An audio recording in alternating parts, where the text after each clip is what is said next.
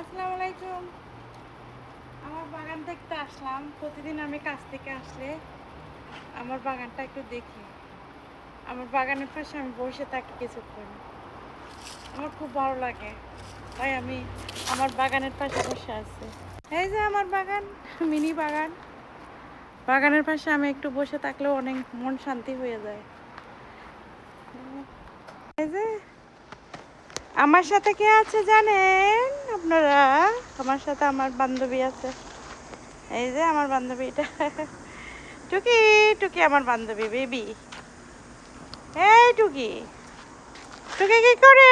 আমার সাথে চলে আসো। মাশাআল্লাহ বলবেন সবাই। আমার বাগানে এখন বেগুন ধরতেছে, সাদা বেগুন ধরছে একটা, আরো ধরতেছে মাশাআল্লাহ। পিঁপড়া কেন আসে এখানে? পিঁপড়া কেন আসে বলেছি না। লাল শাক এখনো আছে, বড় হচ্ছে আরো।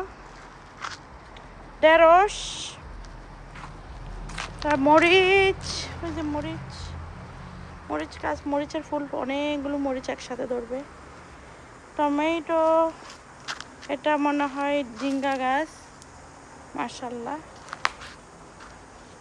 শিম গাছ, এটা হচ্ছে আপনাদের লাল শিম। লাল শিম এটা অনেক ধরে কিন্তু।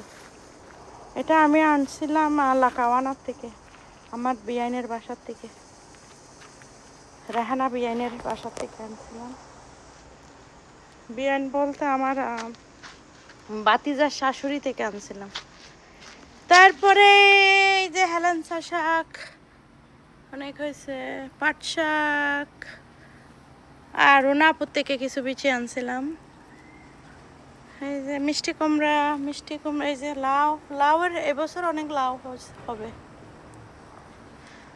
এখানে একটা মিষ্টি কুমড়া, এখানে লাউ, লাউ গাছ অনেকগুলো এবছর। মিষ্টি কুমড়া থেকে লাউ আমার ভালো লাগে, সেজন্য লাউ করতেছি বেশি করে। লাউ গাছ অনেকগুলো, 5-6টা হবে লাউ। এই যে একটু দেখালাম সবাইকে। দোয়া করবেন আমার মিনি গার্ডেনের জন্য। আল্লাহ হাফেজ, টেক কেয়ার।